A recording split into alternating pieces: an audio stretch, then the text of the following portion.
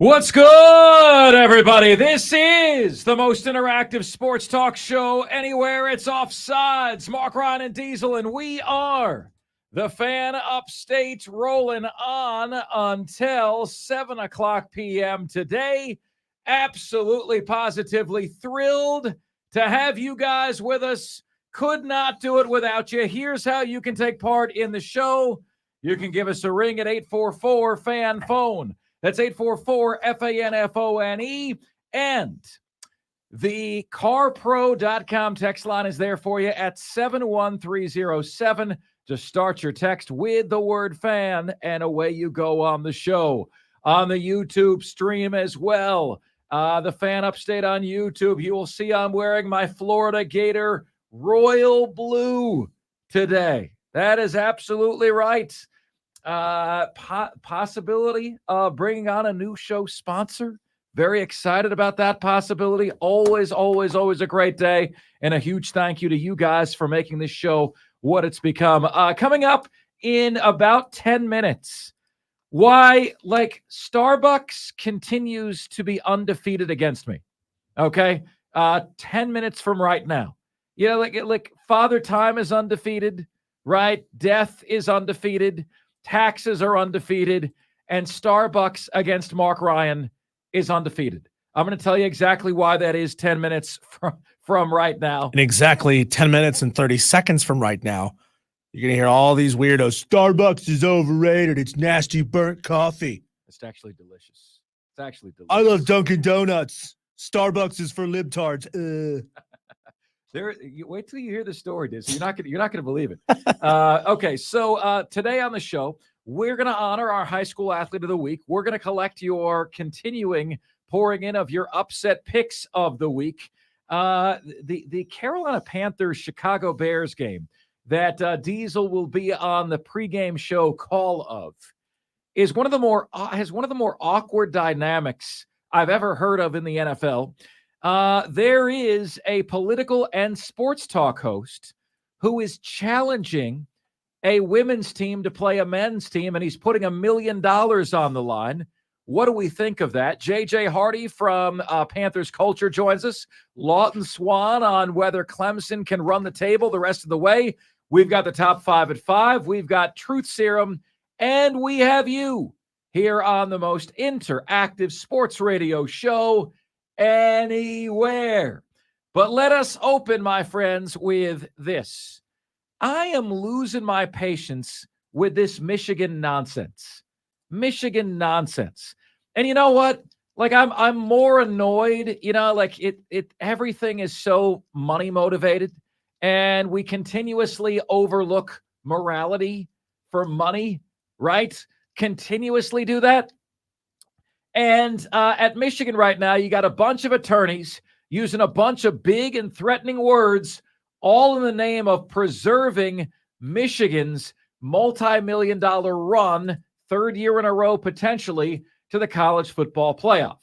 Now, you heard Josh Pate come on this show yesterday of the Late Kick Show, and he said, look, I think Penn State's going to beat Michigan this weekend.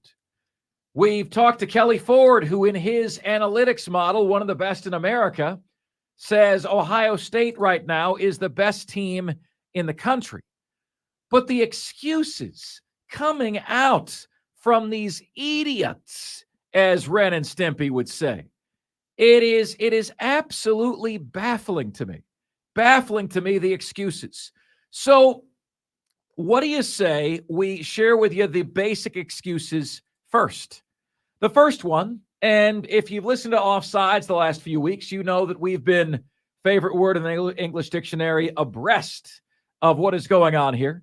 The first one is that Harbaugh didn't know. There is no evidence that Harbaugh knew. Scotty didn't know. Harbaugh knew. Scotty doesn't know. While I'm right behind you thrusting. Scotty doesn't know. Love that movie. Matt Damon played that role. I want to go get me some hottie juice. Oh, it was fantastic. Euro Trip. Love that movie. Yeah, it was fantastic. Anyway, man, I didn't know there was weed in the vehicle. I didn't know there was a gun in my vehicle. I did not know.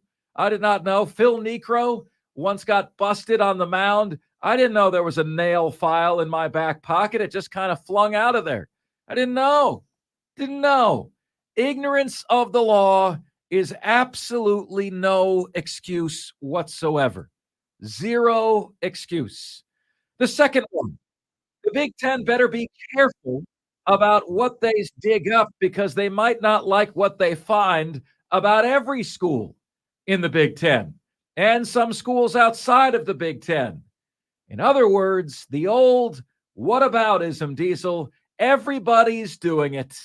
Are we 6 years old? Mommy, she hit me first. She hit me too. Are you serious with this right now? Everybody's doing it. The only thing that matters, all right, is did you cheat? Stop worrying about everybody else. Did you cheat? Oh, you did. Then politely button it. Zip your fat lips. All right? Then take what you've got coming to you. Because the greatest blessing that they have right now is that Uncle Mark is not the one pulling the strings here. Because if I was, the only playoff Michigan would be playing in is one that doesn't exist in the year 2023. Shame on these guys, this lawyer jargon. You've got to be kidding me. This is such a sham. Let's what do you say? Let's look at some of this that is coming in, right? Unadjudicated rule violations cannot be the basis for a sportsmanship action. Unadjudicated. Commissioner Tony Petitti of the Big Ten lacks authority to punish Harbaugh under the league's sportsmanship policy. Disciplinary action at this time would be highly disproportionate given the broader regulatory context of the case, i.e. other teams stealing signs and sharing them, making team defact in-person scouts. Making the team, in fact, defact in-person scouts. So in other words, everybody's doing it. The commissioner is new and doesn't have the authority to do anything. And unadjudicated rule violations cannot be the basis for sportsmanship actions. Well, in other words, if you haven't ruled on this before, you can't rule on this now, right? To me, way back when we had these practice sheets in grade school, like when you played an instrument, you had to sign a practice sheet, and I didn't practice. So one day I forged my dad's signature on my own practice sheet because I didn't practice at all, and I didn't want to get an F. And the band director caught on to the fact that this was not my dad's signature. It was a bunch of scribble. Shows it to my dad. Next thing I know, I'm in trouble. I said to my dad, I've never gotten in trouble for this before. How do you think that went over? It's a bunch of big words, but that's what it means. You can't rule on something that has never been ruled on before. You can't rule on something. That's like saying we can't hire you for this job because you don't have any experience. Well, how am I supposed to get any experience if you won't give me the job? That's exactly right. Tiger, let's see here. Heath Higgins today sent me this. He's like, Michigan is pointing the finger at Michigan was driving 120 miles an hour in a 55 and is pointing the finger at other people going 60. Okay. They were going 120 in a 55, but they're going 60. I believe the saying is there's levels to this, right? There's levels to this. Michigan expressed concern that the Big Ten's rush to punishment is more about reacting to pressure from the public and other conference members as opposed to a desire to fairly and impartially apply the rules. Michigan pushes back against the Big Ten's plan to punish Jim Harbaugh under the bylaws of the league. League rules don't cite head coach responsibility, the letter says, and there is no precedent of the conference applying the policy to a person. Michigan claims any action from the league is a breach of the Big Ten handbook any discipline against Jim Harbaugh would exceed the commissioner's authority under the sportsmanship policy. I mean, when you're guilty as sin, you know what you start doing? You start looking for legal loopholes. You know what I mean? You start looking for legal loopholes. That's what Michigan is doing. Oh, look at this on page 136. We found the following. It's incredible. It's incredible. Madcraft on YouTube says, so we would need to penalize the entire conference to be fair at this point. And Dan B says, my point is, if the entire conference did it, all conferences do it. Well, I don't know. You're supposing there, Dan B, but I do agree with Madcraft. Anybody who's doing it should be punished. Anybody who's doing it should be punished. You can't say, well, we're not going to punish anybody because we'd have to punish everybody. Well, good. Punish everybody. Everybody cheated. You should all be punished. Well, we don't have evidence of that, Diesel. And this is really interesting as well. It is now, Michigan fans were saying, well, Ohio State ratted us illegally. Now it is coming out that the rat came inside of Michigan's building.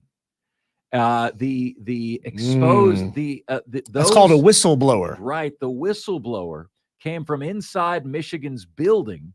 And I want to say, guys, this happens so much more often than any of you would realize. Where did we get the information that Beamer was after Garrett Riley? Yeah, inside the building over there. Inside the building.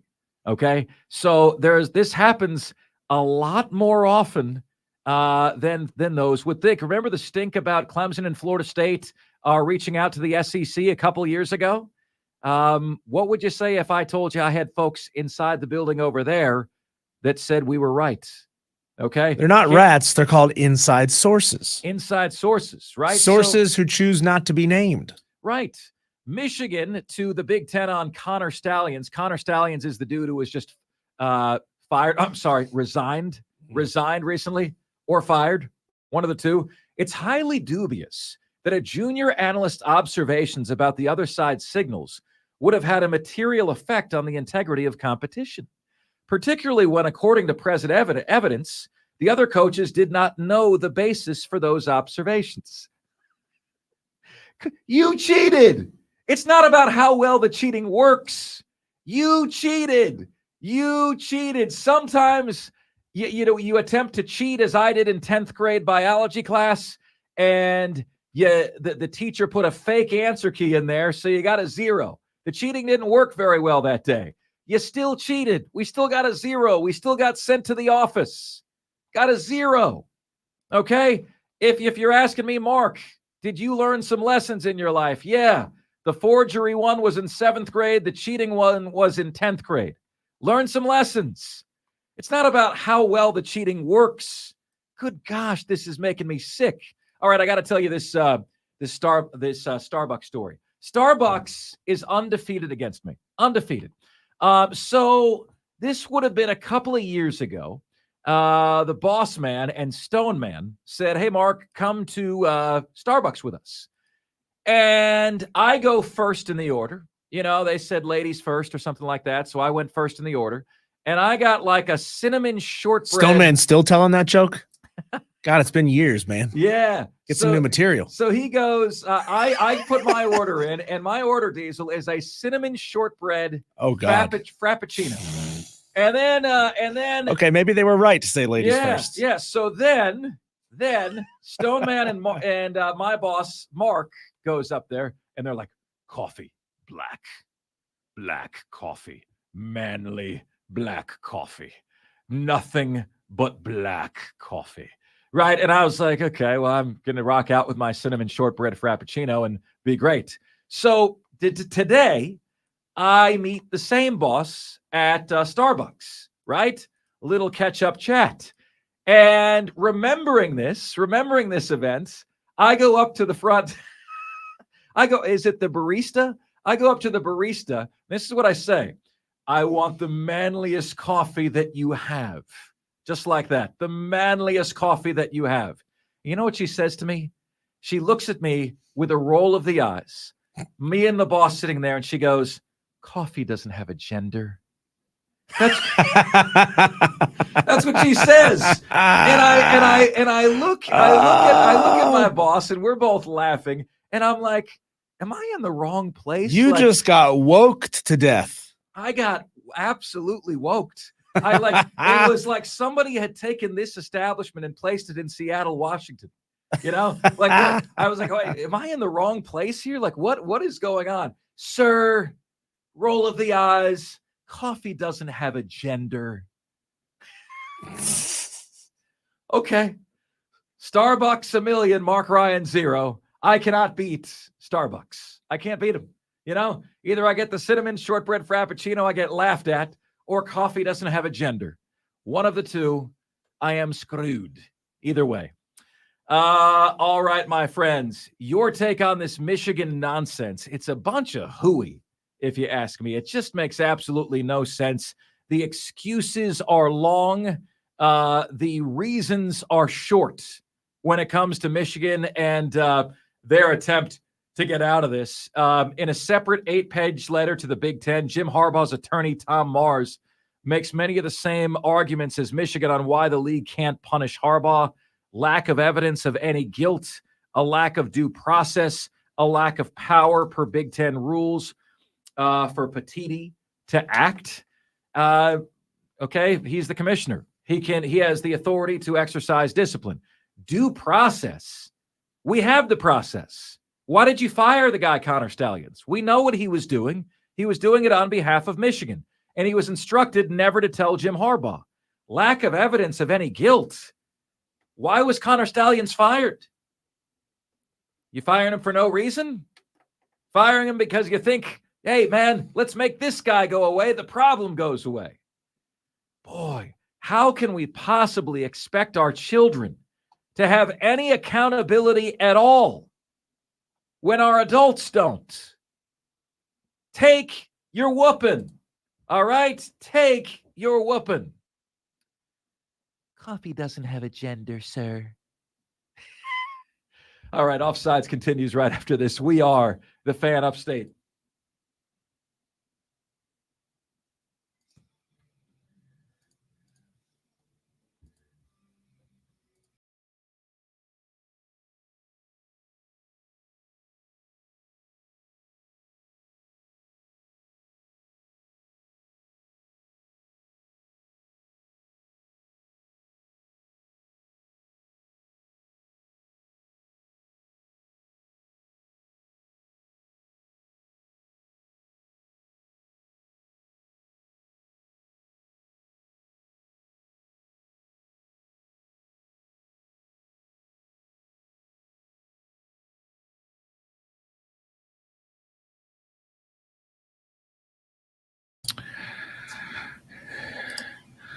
It's Offsides, Marc Ryan and Diesel. We are the Fan Upstate, rolling on until 7 o'clock p.m. today. Hope you guys are doing very, very well. You have until tomorrow at 7 o'clock p.m. to get your upset pick in. Coffee doesn't have a gender, sir. Listen, I love Starbucks. Absolutely love them, okay? This is not a knock on them. Everyone always says, give your money to the local coffee shop. Well, they need to make drinks that taste like Starbucks do. They're freaking amazing. Well, local coffee shops also don't need to be twice as expensive as Starbucks. That's the other point, right? I mean, Starbucks is also, it's no one says Starbucks is cheap. Hey, right? Starbucks gets to work on a large scale that they can buy tons of beans, whereas a small shop has to buy far less. Check on the text line. Texter says 7 Brew is better than Starbucks and Dunkin' Donuts. You need to try it. Well, we don't have one of those near us. So says Shai Copeland. Texter says Michigan is qualified for the Offsides Cheating Bowl. Not sure when and where it will be, but I'm sure Michigan will get some intelligence. Some intel. Yeah, they will. That's what they do. Nothing goes better with Mbop by Hanson, which is on my playlist. I found you. Then a cinnamon shortbread frappuccino. There's nothing toxic about that. Toxic by Britney Spears. This is a great text, Texter. This is a text of the day. Is also on my playlist. It's also there. Crazy Hey, yeah. Mark, people who go to Starbucks or work there tend to be liberal. Does that mean that everyone to a person is? Of course not, but that's the rule.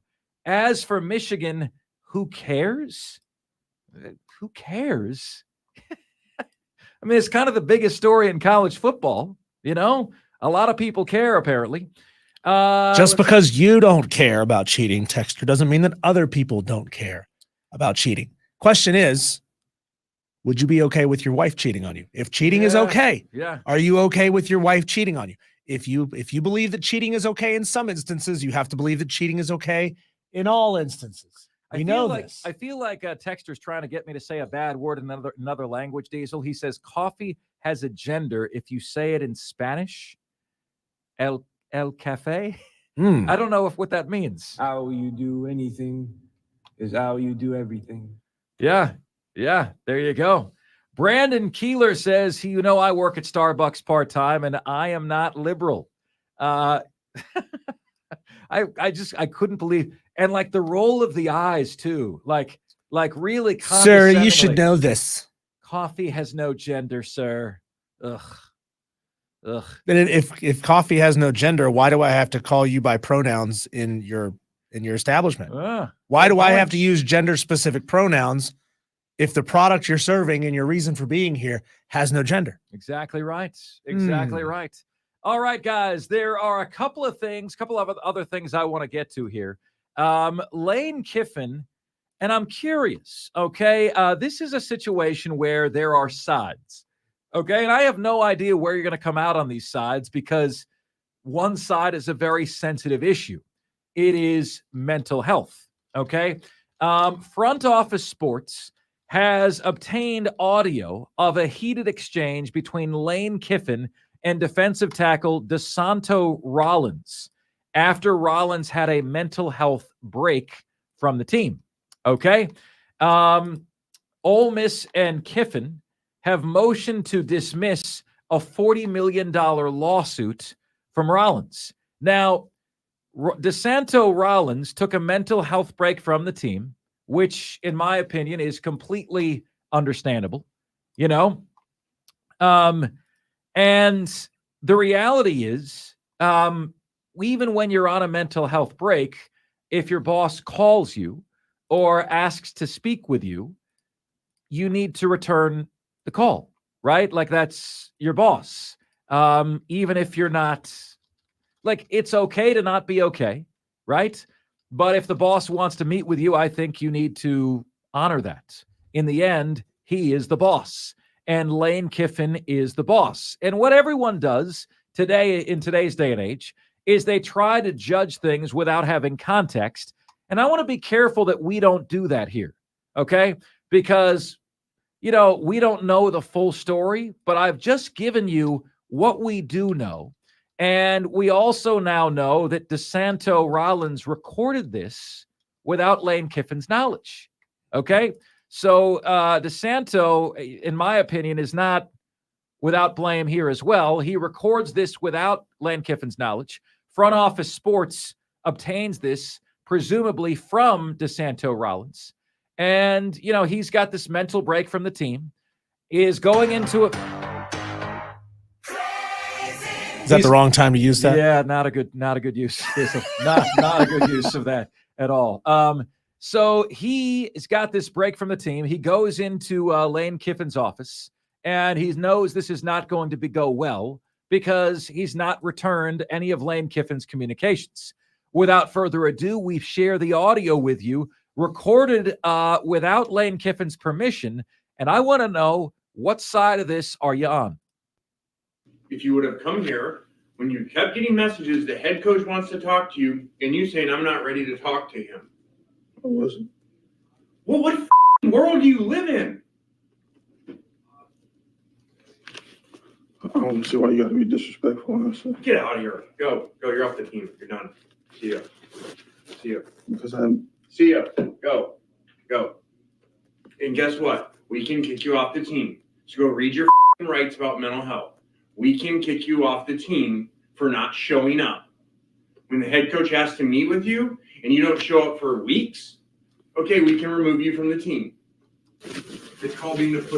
It's called hiding behind and not showing up to work. If you would have come here. Okay, sorry. That's the end. Did he call him the P word there at the end? It's called being a blank. I don't know what he did, but this might surprise you guys. Did Lane Kiffin handle that with tact? No. At the same time, I feel like his point, Diesel, is sound. You know, you're unable just to take an indefinite leave of absence and not have any accountability. And, you know, we are moving closer and closer to these players being employees who make money, right? And the coach has said he wants to speak with you. Okay? Now, we haven't heard Lane Kiffin have a lack of empathy for what he's going through, right? Like, we haven't heard that at all. He said he wanted to speak to the player. Player didn't return the communications. Player shows up randomly, however long later, we have no idea. And Lane Kiffin is getting buried right now, Diesel, on social media for this. To a guy going through mental health issues, I don't know that you need to use the language, but is Lane Kiffin outside of his rights for kicking DeSanto Rollins off the team? What do you guys say? 71307 on the carpro.com text line is where you can get to us. Diesel, is it okay if we hear the audio one more time? DeSanto Rollins getting kicked off the team and recording audio, presumably on his phone, without Lane Kiffin's knowledge. If you would have come here, when you kept getting messages, the head coach wants to talk to you, and you saying, I'm not ready to talk to him. I wasn't. Well, what world do you live in? I don't see why you got to be disrespectful, honestly. Get out of here. Go. You're off the team. You're done. See ya. Because I'm. See ya. Go. And guess what? We can kick you off the team. So go read your rights about mental health. We can kick you off the team for not showing up. When the head coach has to meet with you and you don't show up for weeks, okay, we can remove you from the team. It's called being the pussy. Hey, Diesel, where do you come out on this? Yeah, it's pretty awful look there for Lane Kiffin. You would hope that if Lane Kiffin had handled this in a cold CEO kind of way, it says, we're removing you from the team. Here's why. This is not a problem. It's not a problem. It's the way he spoke. It's like when we talk about the way Shane Beamer is speaking to the media. It's not the words he's saying. The words he's saying are justified and fine. The words that Lane Kiffin, according to the rules, maybe the contract of his scholarship, the wording says, if you refuse to show up, if you don't come to the building for weeks, if you don't return any communications from staff who are trying to reach you, we can remove you from the team. But to go about it that way, that's where it steps over the line. And look, we are also in a world where people don't care that you recorded somebody without their permission. Yeah. Like everybody knows that if he walks into the coach's office and says, Coach, I'm recording this, he's not going to talk that way. He's not going to speak that way. So the internet doesn't care. The internet does not care that Lane Kiffin was being recorded without his knowledge. It's against the law. I mean, it's you can't do that, right? Is it? Yeah. Are you sure? Just about. Are you sure? No. Okay. You think it's against the law? Yeah. I don't think you can. When companies call you, they have to say this call is recorded, right? Now he's not a company. I guess what I would say, Diesel, is I agree with you on the tone from Lane Kiffin was not right. But I agree with Lane Kiffin on the message from Lane Kiffin was you can't have players, employees that come to the team functions when they want or leave whenever they want with no correspondence about how they're doing, when they're going to be back. That's not to say you have a lack of empathy for mental health issues. You certainly do. You most certainly do. right? And look, I'd venture to guess that at minimum, the host of this show and everyone listening has been down in the dumps, a little bit depressed at times in their life, right? I'd venture to guess that was the case. And you want people to have empathy for you when you do.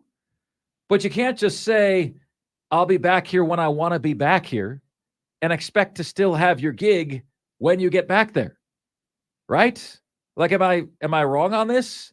And the other thing is, Diesel, like, Lane Kiffin's known as a funny guy, but like, just knowing what you know from him, like, there's a jackass side to him, right? Like, totally. You knew that before. Totally. Right? Like, you could just pick that up. He's funny on camera, can highlight his program, but like, you've seen glimpses of jackass behavior, right? Quick search of the law, and I found 2 pieces of information that seem to be relevant here. This is just a quick, immediate Google search. Not saying this is the end-all, be-all here, but it says Mississippi bars the recording, interception, use, or disclosure of any in-person, telephonic, or other communication without the consent of at least one party to the conversation. The player doing the recording automatically consents to the recording because he's the one doing the recording. So it's not illegal. Well, wait a minute. Can he consent to his own recording, or does the other person? If you're the one pressing record, you're consenting to your own recording. I don't know about that. Here's another one that says, asks, can you record without permission in Mississippi? It says it is illegal to record in-person or phone conversations under Mississippi law without the consent of at least one party or with the intent of committing a crime or tortious act. Yeah, but the question is the one party him? Yeah. Or does the one party have to be somebody else in the room? So here's, I think, something that may qualify this for you. It is the law, according to the FCC, that if you call somebody out from a radio station, they have to know that they are being placed on the radio. Mm-hmm. However, it is implied consent when someone calls the radio station. So let's just say Dan B calls us over the air. It is implied consent that we're going to use his voice on the air. Sure. So I would assume, again, not a lawyer. Yeah. I would assume that it implies consent if I open up my phone, open the recording app, because I know that that's what this app does. Sure. And I hit record and I put the phone in my pocket. I know and understand that my voice is going to be recorded. Right. I am a party to this conversation. I am consenting myself to record this conversation. Yeah, I do. Like, I don't know.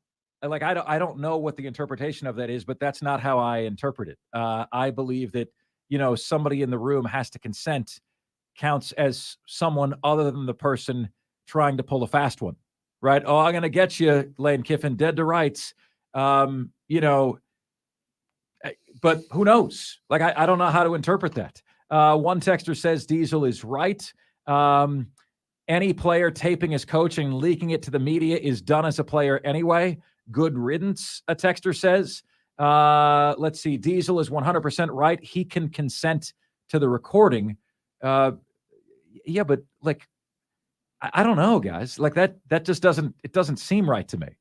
Mental health issues are legit, if legit, but when did mental health break become a catch-all for any stressful situation? I am an educator. I deal with young people every day, and life is stress. Yeah, that's true. But, you get a feel, texter. Like, for me, okay, like, my level of stress as a teacher, okay, like on a monthly basis, I was spending some time talking to kids out of killing themselves, committing suicide. Okay. Like, I was doing that. Like, that's a level of stress. And you're like hoping you had the right words so you see the kid again the next day. Right? Like, when you teach in a lower socioeconomic part of Houston, Texas, That happens more often than you think, right? And, I remember having a conversation with my boss, Mark Hendricks, and I said, man, I can't tell you how much I appreciate you taking me from a situation where I had the stress level of talking kids out of suicide, and now the most stressful part of my day is like, maybe Lonzo's having a bad day. I remember having that conversation with Mark Hendricks, and I'm like, think about what you've done to my stress level. Like, you've lowered it considerably, right? Considerably. Texter says, Brian Pettit from Easley wants to say hi to you and Diesel. Hi, Brian. How you doing? Let's see here. Isaac says, upset pick, Colorado plus 10.5. What's the game, Isaac? Colorado against who? Yes. On YouTube, Nanook of the North says the one party can't be the person recording. Otherwise, there is no purpose for the law to exist. I'm not sure about that, Nanook of the North. Dan B says the rule means a third person can't record two others without one of them knowing. Madcraft quotes something, not sure what he's quoting, says one party consent means that an individual can record conversations that they are a part of without the other person's consent. So it depends on whether or not Mississippi is a one-party consent state or a two-party consent state. Texter says, my respect for Lane Kiffin just went up 100%. Grow up and show up like every other employee has to. The fact that he taped the private meeting makes it even better. Get out. Texter, you got to understand that sometimes people are not well enough to show up. That's okay, right? At the same time, you have to take a phone call from your coach, right? You have to tell your coach that you're not okay, that you're going to need some time. You can't just shut everybody out and expect that your place is still going to be there for you, right? A to the MFJ says LK had the right to remove the player from the team, just should have been a little nicer about it. I think that most represents my viewpoint, my feeling. I mean, that's how I feel it anyway. Let's see here. Texter says, I'm siding with Lane. Too much entitlement in this world today, and grown men are too soft. Where words hurt. Texter says, Monty Kiffin, defensive coordinator, father of Lane, did a horrible job as a father. You see, like, why did I pick this topic? Because I thought there would be strong opinions on both sides here. I understand why Lane kicked him off the team. You can't kick him off the team that way. You can't drop the P word, which allegedly is what he did. There's no need to curse at the kid who's experiencing mental health. It came off to me, Diesel, like Lane Kiffin was calling BS on his symptoms, the way he was treating him. Like it kind of came off that way to me. Like it just had this stench of I'm not buying it. And you can't do that. Texter here lists off some states that have one-party consent. Most states have one-party consent. States that don't are Washington, Montana, California, Nevada, Illinois, Florida, Pennsylvania, Maryland, D.C., Delaware, Massachusetts, and New Hampshire. In all other states, one-party consent is enough. Interesting. To be legal. Interesting. All right. We're going to honor our high school player of the week, and we're going to do so next right here.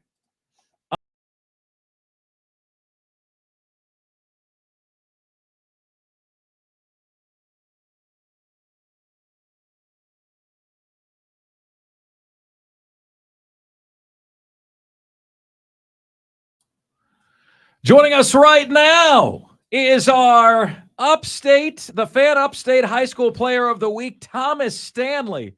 How about this? Broke the Hillcrest High School single game rushing record, surpassed another Thomas Dendy, 39 carries, 248 yards, as Hillcrest dropped some hell on the nation of Ford last week, 37-29. Thomas, why did you do that to such a friendly nation? Well, I had to do it. Listen, man. It's playoff time. It's playoff time, man. You got to do what you got to do. So what do you attribute? Yeah, what do you attribute that incredible game to, man? How'd you pull that off? I don't know. I just ran hard like I always do every time I get the ball. you know. Thomas, is there a feeling, that you can feel a couple of possessions into a game when you realize, man, this is going to be a big one? Like, I'm just seeing things differently today. I'm just a little bit sharper, or I'm picking up what they're doing a little bit faster. Like, can you feel a big game coming? Oh yeah, I can definitely feel it. I can definitely feel when there's a weakness in the D line and where I need to attack.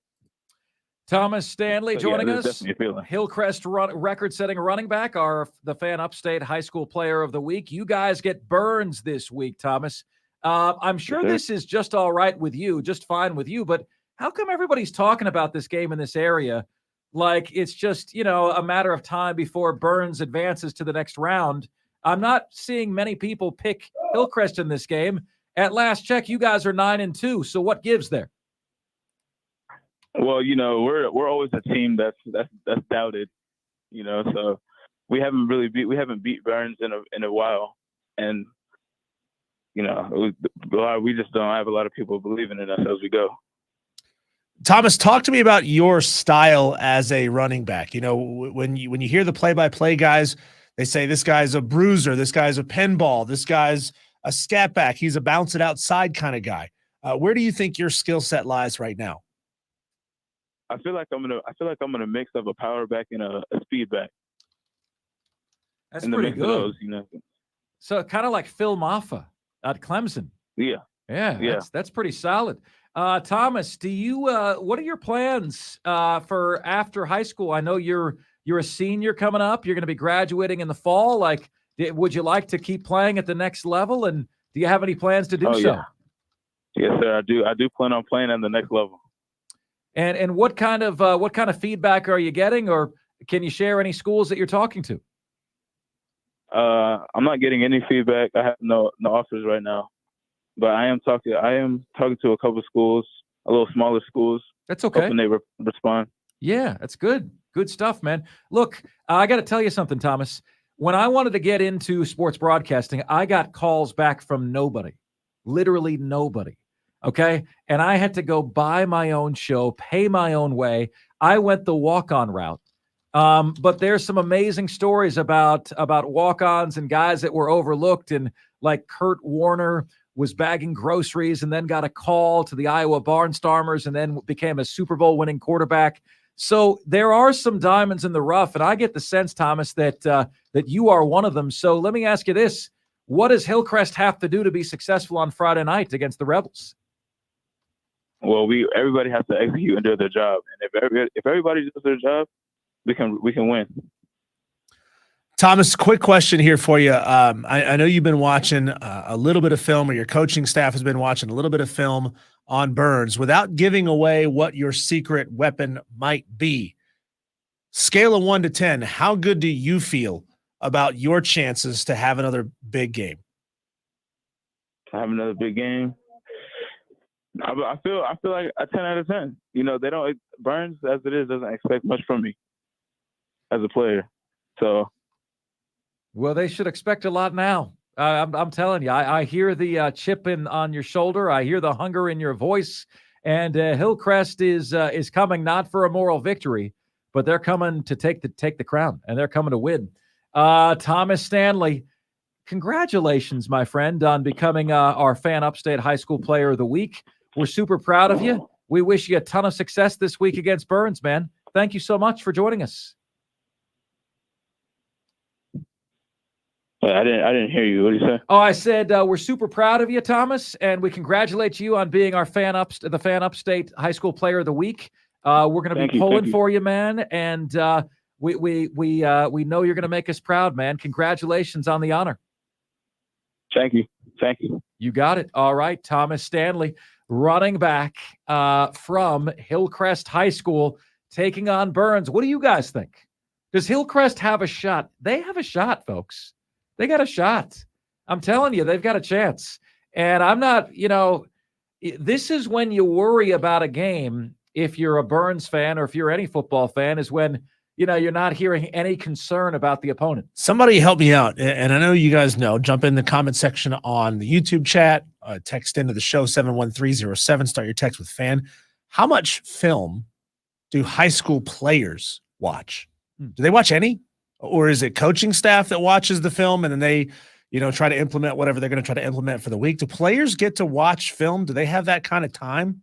At my high school in Houston, yes. Okay. I would walk in to talk to the coach, and there would be kids in there watching, with a clicker, rewinding. And I was like, this wasn't like this when I was in high school. Kids sitting there with a clicker? Really?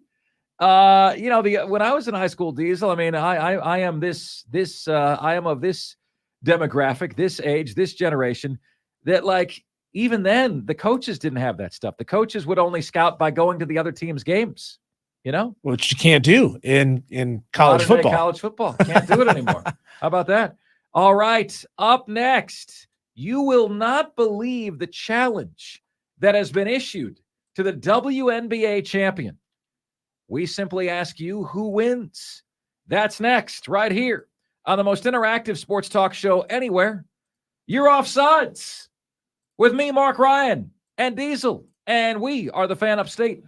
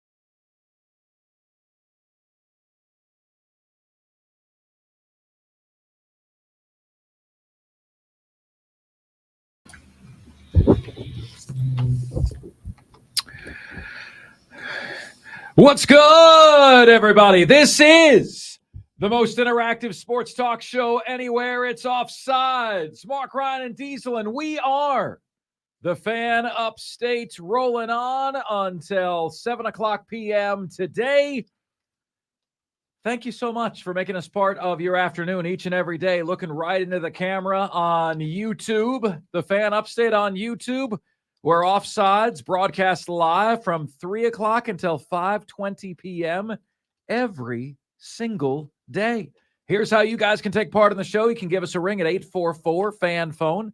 That's 844-326-3663. And the carpro.com text line is there for you at 71307. Just start your text with the word fan, and away you go on the show.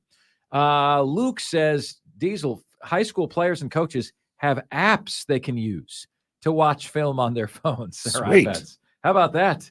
One school was always well prepared for was North Cobb High School in Georgia. They couldn't stop me on offense or defense. One game, Brandon said, I had 12 catches for 162 yards and 2 touchdowns. Brandon, who knew? Texter says, I graduated in 1987 in Ohio, and we were watching film back then. Nothing like today, but yes, we watched film and we had our work graded. How about that? Absolutely, Texter says they are watching film, especially during class time. Coaches watch and then they give it to certain players. Brandon Burnett says, I'm a Burns fan and I'm not worried. I'm not worried about Hillcrest this week. Okay, we'll see if you should be.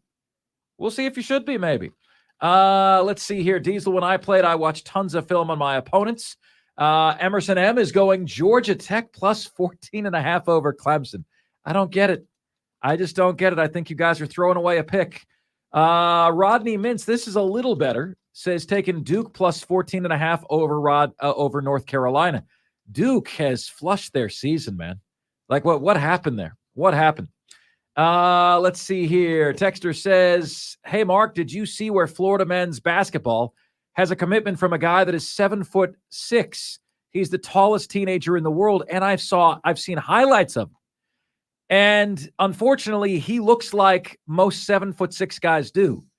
He's gangly. He looks to have be very slow and have very little coordination, which is why the Victor Wembanyama thing is incredible. You have to pick one, Mark. Is Florida a basketball school or a football school? Football school. Not even close. Not even close. Is Appalachian State a football school or a baseball school? We've never won anything in baseball, but you've won in both football and basketball. There you go. There you go. All right, guys, I want to share this with you. This to me is incredible. All right, like it's incredible that this is happening and it's gaining steam. All right. Gambling company BetOnline AG, all right, has offered $1 million to the WNBA's Las Vegas Aces, who just won the WNBA championship, if they can beat a high school boys state champion of my choosing. Okay, so he can pick the boys state high school champion. The WNBA team now no longer has to put up $1 million. They just have to win, and they get $1 million. So Clay Travis has been on this horse for a few weeks. And I wouldn't say overly I'm a fan of Clay Travis. He's, Diesel. Divisive. They say you can't BS a BSer. I have, I guess, a little bit of Clay Travis in me, but I think a lot of times I feel like he doesn't mean well. And I always want people to think that, like if I'm tough on you, it's coming from a good place. Like I mean well. So anyway, Clay Travis said, look, I'm going to bet $1 million to the WNBA team that you can't beat a boys high school state championship team. But I need the WNBA to sign off on this. Well, no, now he no longer does, because BetOnline has put up the $1 million, okay, to go up against the WNBA championship team. And then he says, WNBA players have long complained they are underpaid. Now they have a chance to make $1 million by winning a single game against a high school boys team. The boys would still get $1 million if they win too. Okay, so the $1 million question then, Diesel, is who wins? Is it the high school state boys championship team, or is it the WNBA Las Vegas Aces? Who wins the basketball game? Oh man, it's been a long time since I was in high school that I watched a high school boys basketball team. Now, my boys basketball team in high school was not particularly great. There were a few athletes. I think it was like one guy. There's always like one a year that went off and played Division I basketball somewhere. I would imagine that a state championship team of his choosing, he's going to choose the best state championship team in the country that may potentially have multiple Division I athletes. I think the WNBA team wins, not by much, but I think they win. I don't, Diesel. I don't. A state championship, Diesel. I went to high school in Florida. There's 5A, there's 6A. Yeah. I've been in Houston, Texas. There's 5A and 6A. The size, strength, speed, and athleticism. Look, somebody get Michael Stathakis to be listening to this show right now, because Michael Stathakis is the dude who said that he and 10 randos could beat the U.S. women's national team. That's not what we're saying here, okay? That's not what we're saying. We're saying a high school state championship team of Clay Travis's choosing. So, Diesel, he can go to Houston, Texas, Dallas, Texas, Miami, Florida, okay? He can go to inner city L.A., okay, and get the best basketball team in the state with a bunch of 6'4" to 6'8" dudes that are shredded, that can all dunk. The problem you're going to run into is getting shots off, Diesel. You're like, how are the shots going to get off? You're right. Yeah. I mean, God, you could go after the IMG Academy. Like those guys are brought in specifically to play with each other and win state titles. I would stipulate to Clay Travis, you can't pick an academy. You can't pick Farragut Academy. You can't pick IMG. You have to pick a legitimate high school that plays in a classification in a region like a public school. You got to pick one of those. None of these academies. Okay. But Diesel, I don't know. I think the boys' high school state championship team would win. I don't think people realize just how high that level of play is, and the strength, the speed, the jumping ability, the athleticism. I don't know. The ladies have them on fundamentals and screens and picks and not turning the ball over. That's the advantage. But can that overcome size, strength, speed, athleticism at that level? I don't know. Again, I admit that I'm not informed. I didn't watch a single play of the WNBA basketball this year. Like most of you listening, didn't watch a single bit of it. But so I don't know. I don't know how well the best team in the WNBA plays together. Texter dropped something here that I don't agree with. He says this proposed game between a high school state champion and the Las Vegas Aces is a joke. First of all, no high school league is going to allow a high school team to play that type of game. Second, the liability factor on the Aces is astronomical to do something like this. Can we discuss something more pertinent and realistic, like whether or not the Big Ten and the NCAA are all Michigan and the NCAA are all jokes? Yeah, we did that. We opened the show with that today, Texter. We did that. I think this is fascinating. Like I've been following this. I think this is fascinating. What do you mean liability? It's $1 million. They're putting $1 million on the line to cover your liability. $1 million. Like, come on, man. I don't feel like going outside and racing in a 40-yard dash against Diesel, Rob, and Lonzo. I don't think I'd finish last, but I don't think I'd finish first. But if you're putting $1 million on the line, worth a try. I'll go give it my A-level best. $1 million. You got insurance? Yeah. $1 million times what, 10 or 12 players on the Aces is $80,000 to $100,000 a person. 10 or 12 players on the high school team, $80,000 to $100,000 a player to a high school kid. Whew. Or to a high school program. Whew.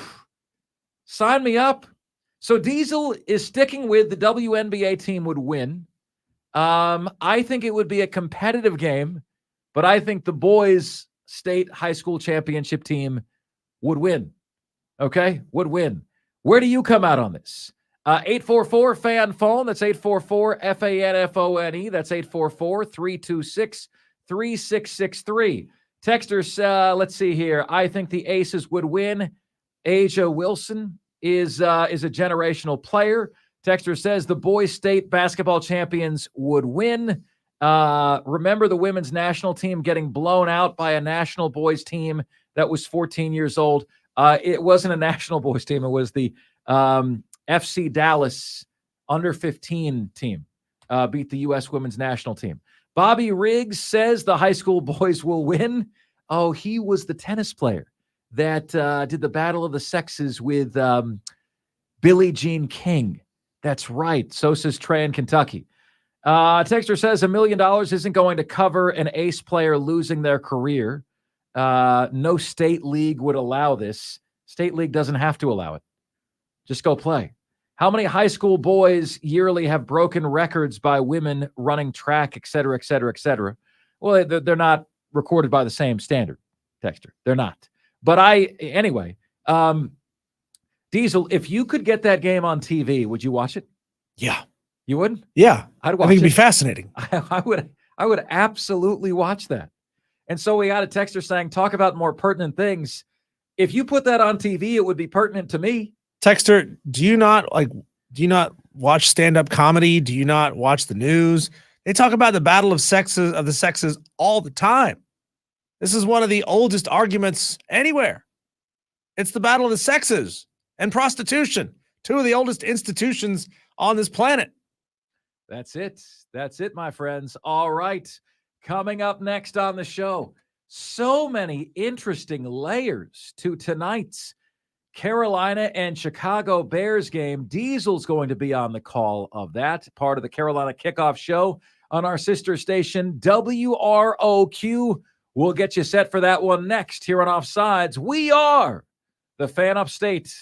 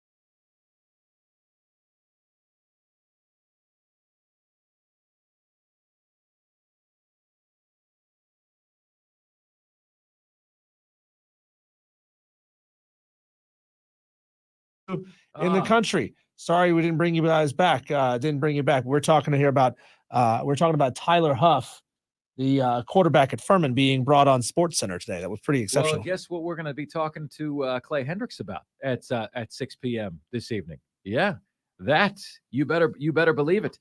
So Diesel, I saw this earlier today, and it was nuts to me.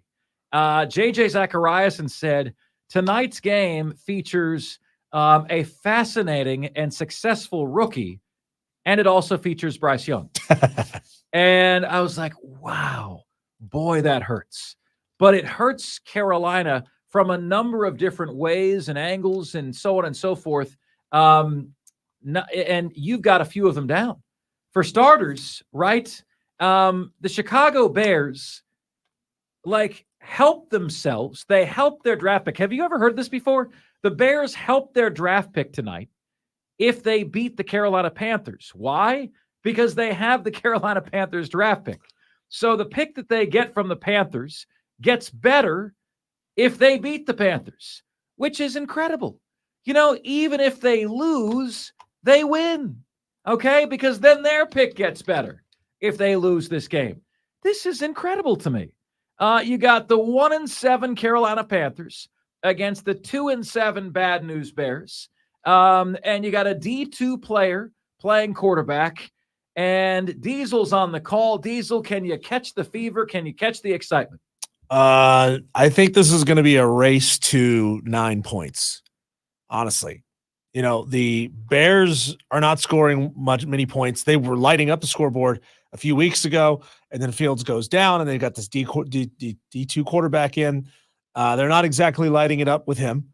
The fascinating thing is, I think the off the field storylines are more interesting than this game, because let's face it, this is going to be a dull football game, and most of you don't have Amazon Prime to watch it on TV, so most people are not going to see this. But you've got a couple of players who were on Carolina's team last year who performed really well at the end of that season. Just imagine if you're the Carolina Panthers and you still had Deontay Foreman and you still had DJ Moore on this team. You'd be a much better football team than you are right now. They traded those two guys away. PJ Walker was part of that deal as well. He's now with the Browns. But those guys are going to want some revenge on the team that traded them away. We're also going to be talking about, can a D2 quarterback beat a Division I quarterback in the NFL? We're also going to be talking about, like you said, whether Chicago wins this game or loses this game, they win. Chicago's 2-7. They're currently sitting on tankathon.com as holding the number 3 overall pick. Carolina 1-7 holds the number 2 overall pick. But guess what? Chicago's got that in their back pocket. So right now they sit at number 2 and number 3.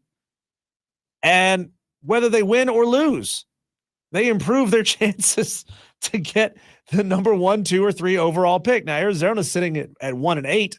They played one more game than a lot of these teams have. But that's just unprecedented how bad of a deal it was for Carolina to do this. And whether they win or lose, they're screwed. Yeah. Either way, you lose. You get the prostate exam, and you get the prostate exam, and you do as well. So the Bears, 61% chance to win. They're a 3.5-point favorite in this game. And because, Diesel, I talk about real world stuff, here's my dilemma. Okay. We in the Ryan household have a kid-free night tonight. Okay. It is the wifey and I. And Diesel, I feel somewhat of an obligation to watch a little bit of this game. But I think, it's going to be a hard sell for her, because Angela always asks me, how are these teams doing?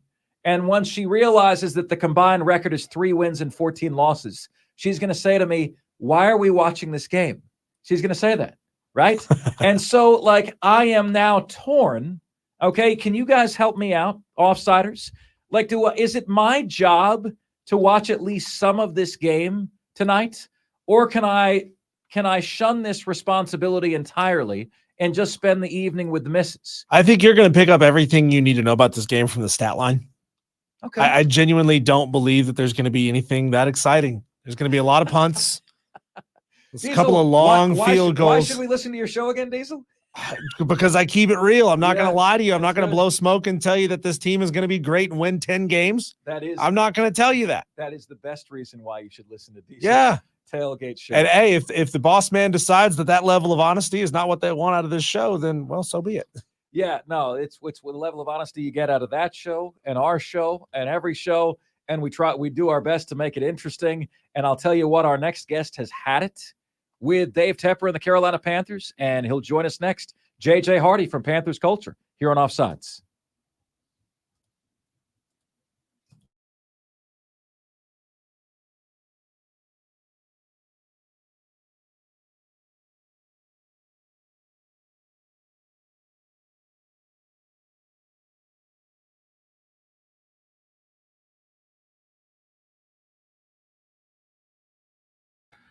It's Offsides. Marc Ryan and Diesel. We are the Fan Upstate, rolling on until 7 o'clock p.m. today. JJ Hardy, Panthers Culture, joins us right now.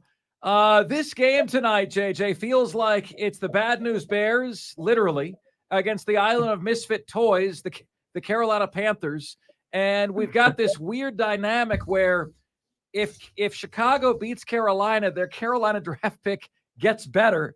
JJ, in a minute or two or less, how did we get up? How did we end up here?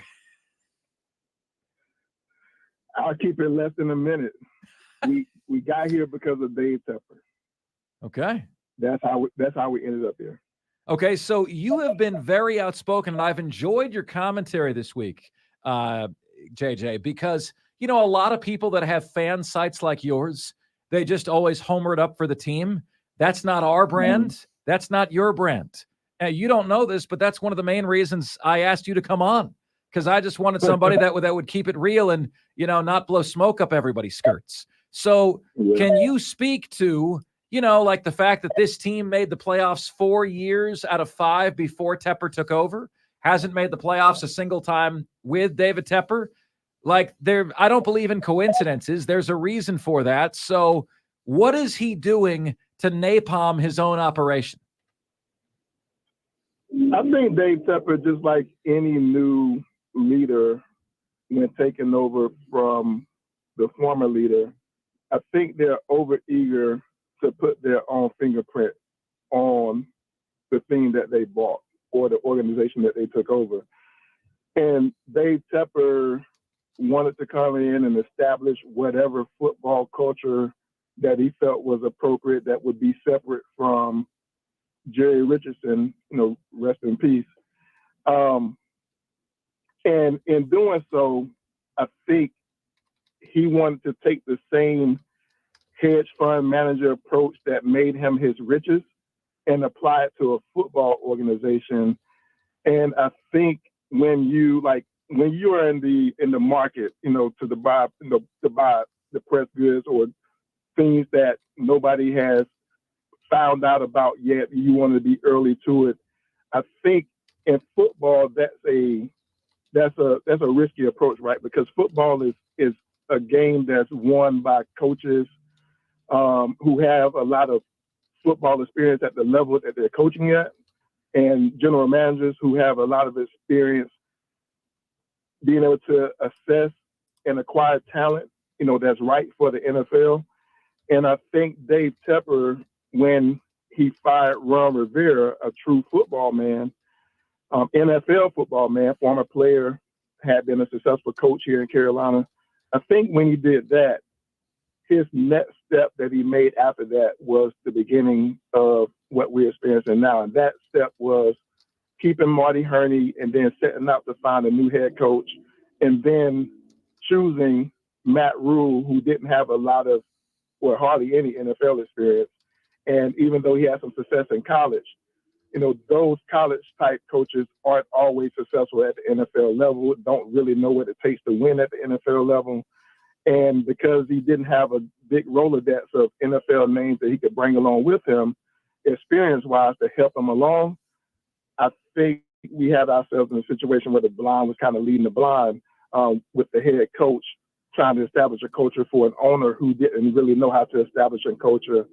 And, without going through everything that happened from January 2020 up until now, there has been so many missteps made by Dave Tepper in terms of his coaching hire, then getting rid of Marty Herney, coming in and pairing Scott Fitterer, a guy who they hired basically because he could be really, really compatible with a head coach who wanted to make the decisions. And those decisions that were made by those two men, Matt Rule and Scott Fitterer, has built this sorry roster that we have now that lacks depth, that lacks elite talent on either side of the football.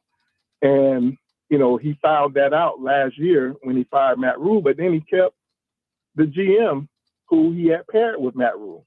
And so then he go out and let that GM find his next head coach, and that head coach, who had been a retread, and I like Frank Reich. I think he's a great man, but he was just fired from Indianapolis.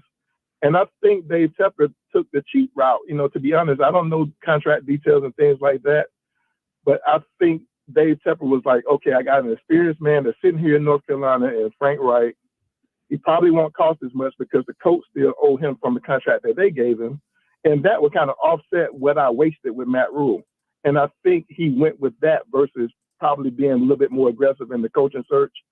And now we are stuck with whoever Frank Reich is and whatever, he generates energy-wise for this team.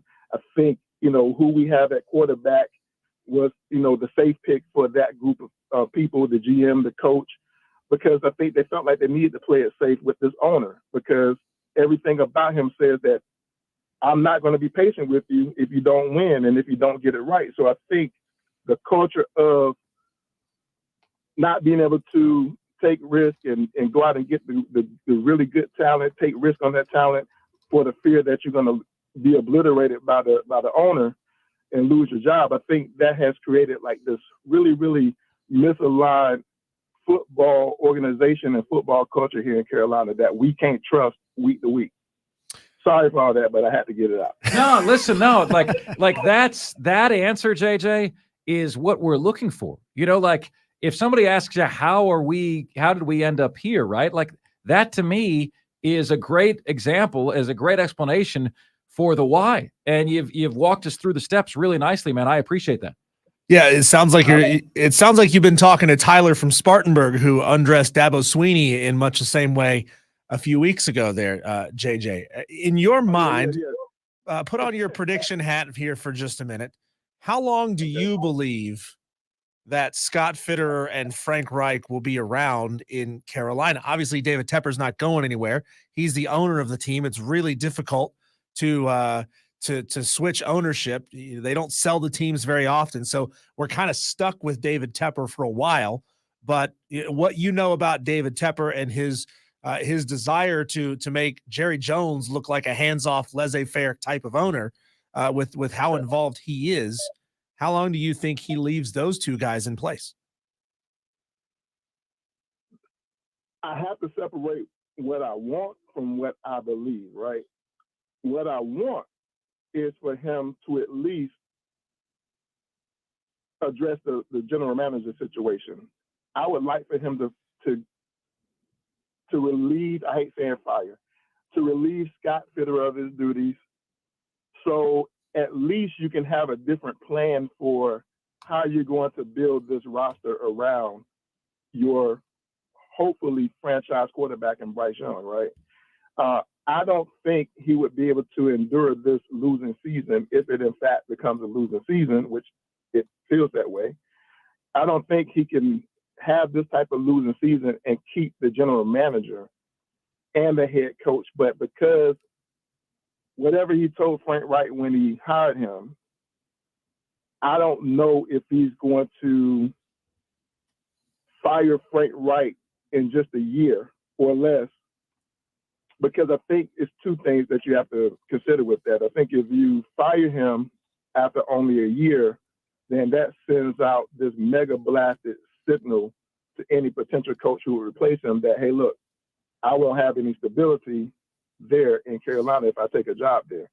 So I think he has to at least stick with Frank for another year, but I don't think he has to stick with Scott because this would be Scott's third season. And he can easily look at the roster and say, well, I can't expect Frank Wright to be any better than he was when I had trusted Scott Fitterer to build a roster for him. And the roster and the talent that we have on the roster is the problem, not who Frank Reich is as a coach. JJ Hardy, Panthers Culture on Twitter, joining us here on the show. JJ, there is a championship GPA, right? 4 key pillars of Super Bowl winning teams. They have a grade as close as possible to an A at owner, general manager, coach, and quarterback. Now, you're about to chuckle because I'm about to ask you to do that for Carolina, okay? Let me share my grades with you. Dave Tepper, F. Scott Fitterer, D. Frank Reich, C. Bryce Young, it's really incomplete, but what I've seen thus far is about a C-.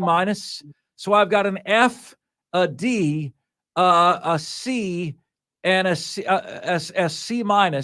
So around carry the 2, drop the 1. We are looking at about a 1.7 championship GPA for the Carolina Panthers. Where do you come out on the championship GPA? With David Tepper, I'm with you with an F. With Scott Fitterer, I have to give him an F as well.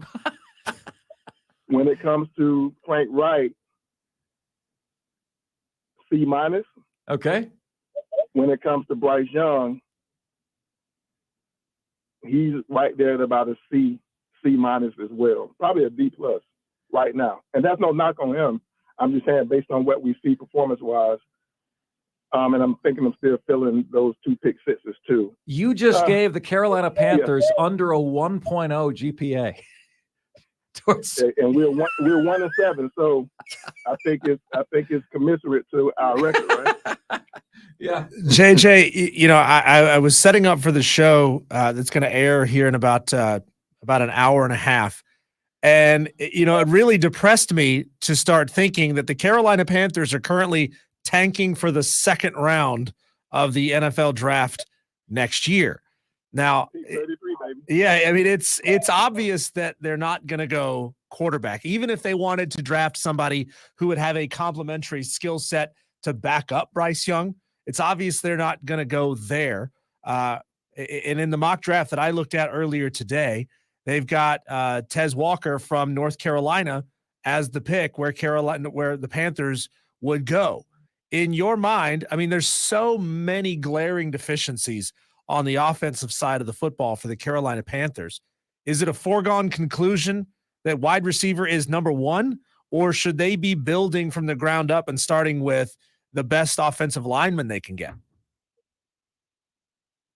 In my opinion, if I was a general manager and knowing that I just picked a quarterback with the number 1 overall pick and seeing how he's been basically hit on every other drop back, it seems, throughout the year so far.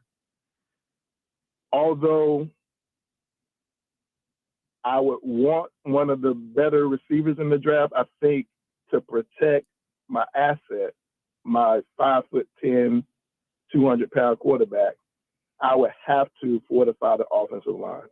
Because right now, we've heard Thomas Brown and Frank Wright, they both have mentioned how the blocking scheme that we use now, Carolina has a zone blocking scheme. And at least 3 of our offensive linemen, when you look at Ike Ekwonu, Bozeman, and whoever they put in at left guard, I think all those guys are pretty much power blocking offensive linemen. So we need to find offensive linemen who are really good at zone blocking, the zone blocking concepts, to be able to block in space and protect Bryce Young. So I think that's really priority number 1. And honestly, the way I've been thinking about it, you have to at least get a top left guard, or you can get, if somehow one falls into your lap, a left tackle who may be a better pass blocking left tackle than Ike Ekwonu, and possibly look and see if you can convert him to a left guard. So that's where I'm at with it. So what you're saying is Scott Fitterer is going to draft one heck of a punter with pick number 33. Please let Scott Fitterer be gone if we have to make any decisions for this team going forward, because I don't like your joke about that is so scary to me. He's not seeing the humor in that joke at all. Yeah, that joke is a little too real. They say there's some truth in jokes, man, but that one's a little too real for JJ. So here we go, man. JJ, you told us before the season began that the Carolina Panthers would be 10-7. They're now 1-7, which the good news is that means they're about to go on a 9-game winning streak, JJ. 9 games, because you are going to be proven prophetic, sir. Okay?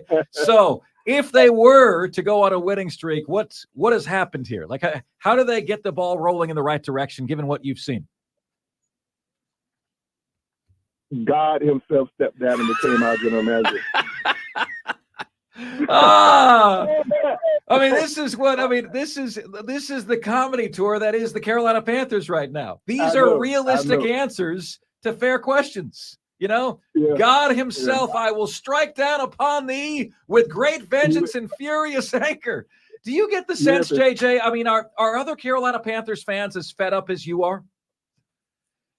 In some cases more, honestly, because I think for a lot of them, a lot of the fans are so much more, not just emotionally invested, they are financially invested, right? You got private seat license holders, who, they're at every game, they're so hopeful for a turnaround. They've been doing this, for the last 5 seasons, and hopeful every year that it's going to be the year.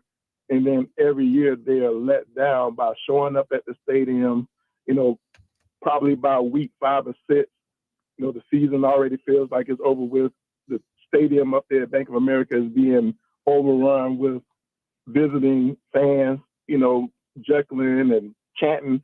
And the last time I was at a game up there in Charlotte, when it was 3rd down for the Carolina Panthers, like the visiting fans were so chaotic, and we couldn't get them to calm down, and they were so disruptive and causing chaos for our home team.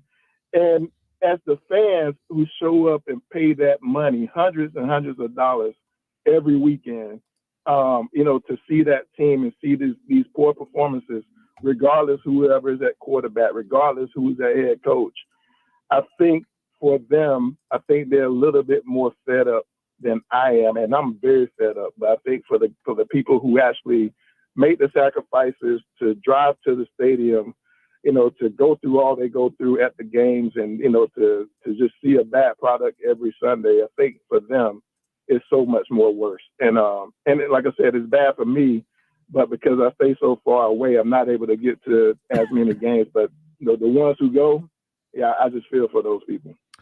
His name is JJ Hardy, Panthers culture. JJ, where are you, if you don't mind me asking?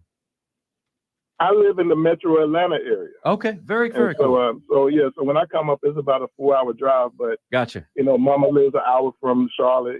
She lives right there in Union County. So it's an easy jump over to Charlotte when I come home. But right now, based on my career, I reside in Makes sense. Makes perfect sense. Your fandom does not need a territory. JJ Hardy, Panthers culture. Great stuff as always, pal. Looking forward to talking with you next week. Thanks so much. Absolutely. Yes, sir. Take care. All right, JJ Hardy, Panthers culture.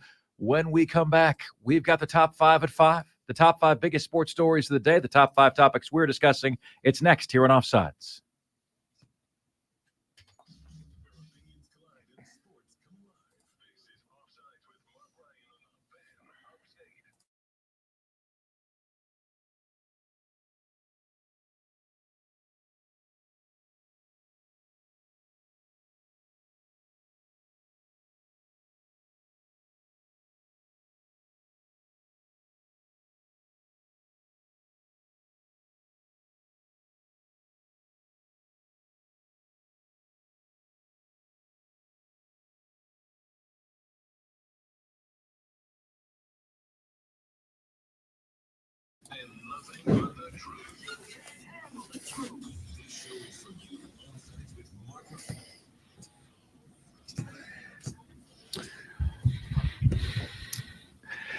What's good, my friends? Oh, the producer just got better looking. It's Brandon Keeler in for Diesel, who's on his way to the Carolina kickoff show. That's going to be a really good broadcast. Diesel does a really nice job of making that interesting and entertaining. The host is a good-looking host too, sir. Oh, thank you. I can't afford you. Your check is in the mail, sir. But thank you so much. Hey, guys, here's how you can take part in the show. You can give us a ring at 844-FAN-PHONE. That's 844-FAN-FONE. That's 844-326-3663. TheCarPro.com text line is there for you at 71307. Just start your text with the word fan, and away you go on the show. We've got Lawton Swan from Clemson coming up in the next segment, but we want your takes. We want your opinions on all that we have got cooking here on the show. The Top 5 at 5 is your chance to engage. It is your chance to vent and so much more. I want to share this with you. So I was on the Spurs Up show earlier today, and I always am curious to see what clip from the show, is Chris Phillips going to pick. And today he picked me saying that Shane Beamer has got to start acting like a CEO. Some of his rants after games at me, etc., come off sounding like a petulant child. And he says Marc Ryan of the Fan Upstate gives his thoughts on Shane Beamer's post-game comments following last Saturday's win over Jacksonville State. So Jeffrey Reiner is a local listener. I guess you could say he's an offsider. He says, I listen to Mark and Diesel almost every day, and there are a lot of points that I love. But to a guy that has covered the Gamecocks for this many years and never been to a game, come on, he will bow down to Clemson. His audience is 70 to 80% Clemson fans.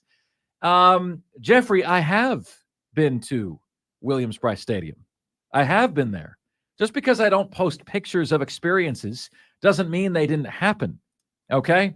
I may or may not have worn a disguise to Williams-Brice Stadium, okay? But I have been. Rest assured, knowing that I have been, okay? The second thing is bow down to Clemson fans. You know, that tells me, Jeffrey, that you don't listen to the show very much. You know, Dabo's been in the crosshairs the last month. Beamer's been in the crosshairs the last month, right? It just so happens that that is your perception because, in my opinion, the Gamecocks are guilty of more embarrassing things than Clemson is. Clemson's season has been embarrassing. Some of Dabo's commentary has missed the mark, but they weren't 2-6 with a coach who broke his own foot on a Gatorade bottle. Okay? I mean, like, come on, man. You know, if you call a spade and one team constantly steps in it and the other team rarely steps in it, your perception is going to be, oh, man, he bows down to the 70 to 80% of Clemson fans that are his audience. Well, here's the actual number, Jeffrey. Here's the actual number. 57% of our audience considers Clemson their favorite team. 57%. Just a tick more than a coin flip. Okay? 24% consider South Carolina their favorite team. About 1 in 4 listeners of the show. And 19% list another team as their favorite team. Could be Furman, Georgia, Florida, Auburn, etc. Right? So 19% other. 24% South Carolina, 57% Clemson. That's the ratio. We've done the research. Okay? So, and that ratio is also in line with what I've seen out in our community. You know, like 57% is about 2.5 times the number of Gamecock fans. I would say I've seen roughly 2.5 times the amount of Clemson gear than I have South Carolina gear. So I think that fits.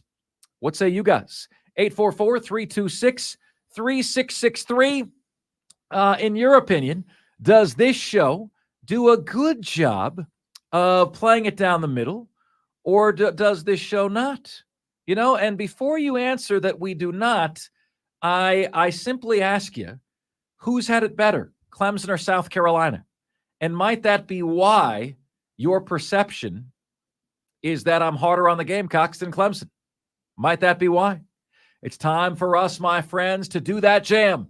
We call it the top 5 at 5. The top 5 biggest sports stories of the day. The top 5 topics we're discussing. Ladies and gentlemen of the Upstates, Offsiders, the top 5 at 5 starts right now.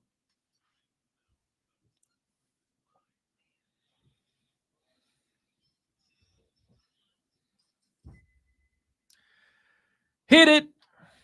All right, at number 5. Brandon, riddle me this, okay? Riddle me this. The top producing offenses in college football, okay? They average over 500 yards a game, okay, of total offense. How many schools average over 500 yards of total offense? Oh, I said 3. Very good guess. 5.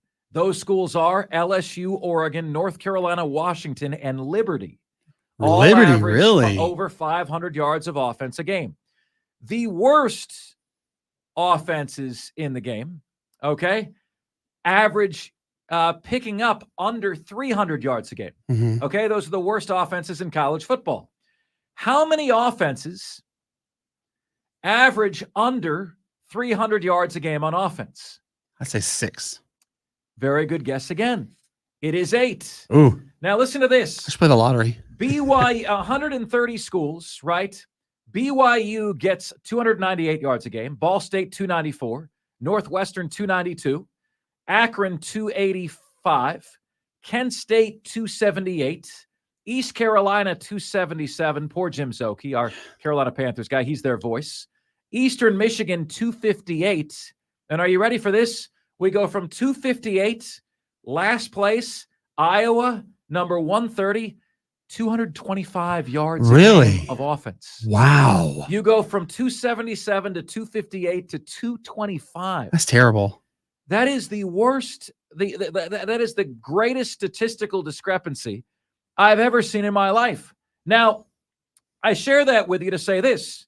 Iowa plays Rutgers this week, and the over-under point total for that game is a record low. Oh, boy. The over-under point total in the game is 28 points, meaning the game is forecasted to be 14-14, roughly. If you can imagine that, right? Yeah. The lowest of any college football game since at least the year 2000, according to ESPN stats and information. Barring late line movement, Rutgers, Iowa will be the first game with an over-under total of less than 30 in the ESPN odds database. Ladies and gentlemen, it is fair to say that the 40-year-old virgin scores more than both of these teams, okay?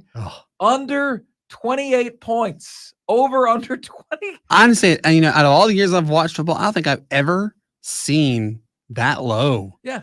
Even in 2000, I don't even remember seeing it that low. This depresses me, but the over-under, Florida LSU for LSU, just for LSU is over 28 points. Yeah, well, okay? they have a hard offense. Just for LSU. These two teams, the over-under is 28 points. Have you ever heard of such a monstrosity, ladies and gentlemen? Incredible. Who do you got, by the way? Iowa or Rutgers, Offsiders? Who do you have? Rutgers wins 8-3. 844-326-3663. Next up, all right, Clay Travis, political talk show host, sometimes dabbles in sports. He has been trying for a long time to get a WNBA team to put up $1 million on behalf of themselves to face a high school boys state champion. He says, I throw $1 million on the boys. Well, a betting service, Bet Online, has put up $1 million on the WNBA side. So Clay Travis loves that because that just puts more pressure on everybody to make it happen. You got $1 million on the high school state boys champion. He gets to pick the high school state championship boys team, and $1 million on the WNBA team, right? Mm-hmm. So the question is, should this game be played? And if the game is played, my friends, who do you think wins? 844-326-3663. Now, Diesel said he thinks the WNBA team would win. My belief is the high school boys would win. All right? Why? Because of strength, speed, athleticism, jumping ability. quickness, right? The chance for the WNBA side would be because their fundamentals would be better. Handling would be better. They're not turning the ball over left and right. But I really worry about getting shots off. You got 6'4" guys on the state championship team that can jump out of the gym. And let me tell you guys, okay? The two states that I've lived in the most, Florida and Texas, the Las Vegas Aces, your current WNBA champion, are not beating some of the high school gyms I've attended. They're not winning. They're not winning that game. Sorry. I'm not trying to be sexist. I'm just, based on my interpretation, that's what would happen. Now, should this game be played? I would love to see it play. But Mark, what about insurance, liability, injuries? What about the high school league saying no? Okay, fine us. We got $1 million to pay it. Fine us. Can it make it happen? Yes, it should be played. And I think the boys state championship team would win. What say you guys? Brendan, what do you think? I think the Aces actually win. Have you seen Asia Wilson play? She's incredible. She is remarkable. And don't they have Kansas Parker on that team too? I don't know. But I don't listen, man. It's apples to oranges, really. It's really apples to oranges. The women's game is largely played below the rim. That's not a sexist statement, right? No. It's played below the rim. The men's game is played above the rim. I don't know. So we're now 2 out of 3 show participants today. Brandon, Diesel, and yours true. Brandon and Diesel say the WNBA team would win. Clay Travis is so confident, he's apparently putting $1 million of his own money on the line. $1 million. What do you guys think? Should the game be played, and who takes the game? Who takes the cake? Next up. Oh, Lane Kiffin has stepped in it, my friends. He has most certainly stepped in it. He had a player that was suffering from mental illness, right? And the player had a leave of absence from the team. The problem is that the player would not return calls, emails, etc., essentially disappeared from the team, and then decided when he wanted to come back and knew it wasn't going to go well, because if you have a job, right, even if you're not doing well, your job is to communicate that. I always say that it's okay not to be okay, but that has to be communicated. The school standpoint is going to be, we have resources here to help you, and you've just gone MIA, and we can't have that. So in the audio you're about to hear, I want to ask you, whose side are you on? Okay. Are you on the side of DeSanto Rollins, who you're about to hear Lane Kiffin kicks off the team and he suffers from mental illness? Or are you on the side of how Lane Kiffin handled this? I'll give you my verdict after you hear this recording that allegedly and apparently DeSanto Rollins recorded on his phone without the permission of Lane Kiffin. Here you go. If you would have come here when you kept getting messages, the head coach wants to talk to you, and you saying, I'm not ready to talk to him. I wasn't. Well, what world do you live in? I don't see why you gotta be disrespectful, honestly. Get out of here. Go. You're off the team. You're done. See ya. Because I'm. See ya. Go. And guess what? We can kick you off the team. So go read your rights about mental health. We can kick you off the team for not showing up. When the head coach has to meet with you and you don't show up for weeks, okay, we can remove you from the team. It's called being the So Brandon, you are shaking your head. I don't agree with the way Lane Kiffin handled that, but I do believe he has a right to kick the player off the team, because you can't just disappear with no communication for months on end. That's called job abandonment in every place. I suffer from mental illness, as you know. I have bipolar disorder, and it is very tough to handle. Depression is very, very, very severe. The way Lane spoke to him could have been addressed differently. Sure. However, I do agree with, if you don't communicate, you're gone. If you don't communicate when you've been asked to communicate, every right of Lane is get off the team. But talk to him differently. Hey, we're going to go ahead and just go our own way because you're not in this anymore. We don't want to invest any more time if someone's not in it, and go that way. Go that way. Don't curse them out and just say, you know what effing world do you live in? That right there is below the belt to me. Oh, it is. It is. And I'm sure Lane is going to get a talking to, but I'm curious where you guys come out on this. Do you side with the player? I also got a problem with him filming or recording Lane without his permission, which tells me that he expected Lane to say something that would get him in trouble. He knew something was going to come out of it. So the reality is, I mean, Lane probably has a track record of speaking to players in ways that he shouldn't. That's why the player recorded him. But I don't think you should be recording people without their knowledge. We've gone down the rabbit hole of what states that's legal in and what states it isn't. And, one person can say it's okay. And do you need two people to consent and all that stuff? Lane Kiffin had the right to do what he did, went about it the wrong way. I have a ton of empathy for DeSanto Rollins' mental illness, but the valuable lesson learned here is you can't ghost your employer. Again, it's job abandonment. School, your boss. These guys are not employees yet, but they might as well be because a lot of them are getting paid money. Mm-hmm. That's my take. What is yours? 71307 on the text line.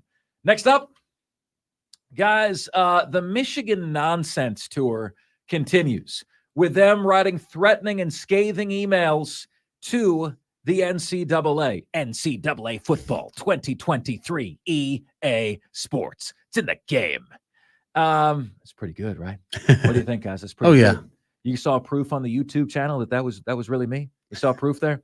Your check's in the mail. Yeah, thank you. So Michigan has largely come out and spewed nonsense about this here issue, okay? And they're using a bunch of big words, but essentially what they're saying is the following. They're saying Jim Harbaugh didn't know. Well, ignorance of the law is not an excuse, all right? Then, essentially, they're saying, better be careful what you're digging up because you're going to find that a lot of schools were doing this. Oh, my gosh. Ladies and gentlemen, how elementary is the excuse? Mommy, she hit me first. She did it too. Diesel calls it whataboutism, right? What about them? What about us? What about this? What about that? What about them? It is ridiculous to say, what about them? They're doing it too. I got to tell you guys, Clemson and Gamecock fans, you both do this about each other. And it's the most elementary argument. The only thing that matters is, Michigan, did you cheat? Yes. Then shut up. Stop giving me 6-year-old elementary excuses. He did it first. They did it too. Did you cheat? Yes. Then shut up. Shut up. It's ridiculous. All right. And it's offensive. And this just shouldn't happen anymore. And Michigan's using all these big words like among the broad points that Michigan has come back at the Big Ten Conference with. They've said these unadjudicated rule violations cannot be the basis for a sportsmanship action. So in other words, because you haven't ruled on this issue in the past, you can't rule on it now. Of course you can. Of course you can. Commissioner Tony Petitti of the Big Ten lacks authority to punish Harbaugh under the league's sportsmanship policy. The commissioner is like the honey badger. The commissioner does what he wants and takes what he wants. You don't tell the commissioner what the commissioner can and can't do. Number 3, they say disciplinary action at this time would be highly disproportionate given the broader regulatory context of the case, i.e., other teams have stolen signs and shared them. Okay? Again, they did it too.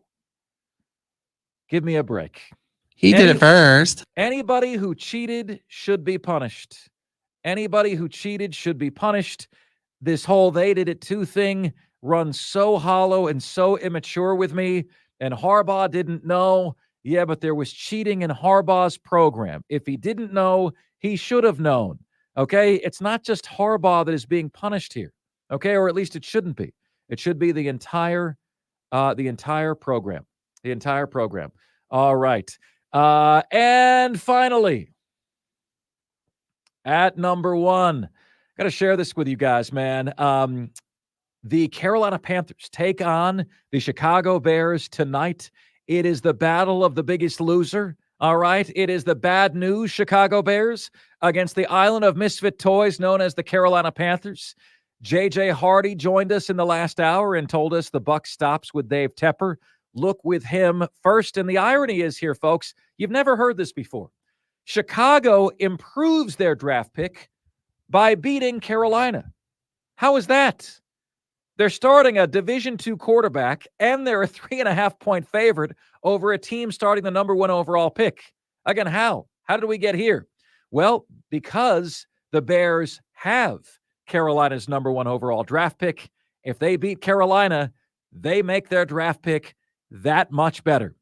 In a quarterback year where the likes of Caleb Williams and Drake May are likely to be available in the draft class. This roster of the Carolina Panthers, I'm just going to say this, folks, would be more likely to be able to lose to a college football team than any other NFL roster before it. More likely to lose to a college football team. You pick the team. Georgia, Michigan, Oregon, you tell me. Okay? This roster is pathetic, and it's a miracle they've won a game. And those are today's top 5 at 5. Now it's your chance to chime in, which you can do at 844 fan phone. That's 844-326-3663 is the number to get to us on the show. Let's get to Gunnar in Spartanburg, who joins us next on the show. Hey, Gunnar, you're offsides, man. What's good? Yes, you need to leave Shane Beamer alone. He's a really nice guy, and he's going to win the Gamecocks a national championship next year. They're going to go 12-0.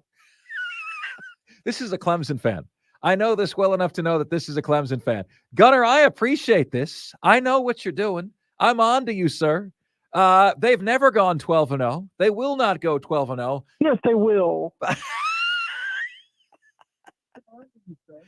Gunnar, great to hear from you, buddy.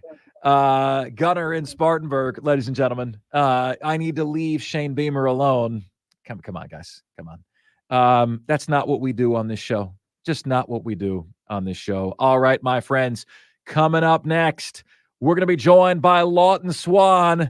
Give you some Clemson scoop here and there. This is the most interactive sports talk show anywhere. It's Offsides. Marc Ryan and Diesel, and we are the Fan Upstate.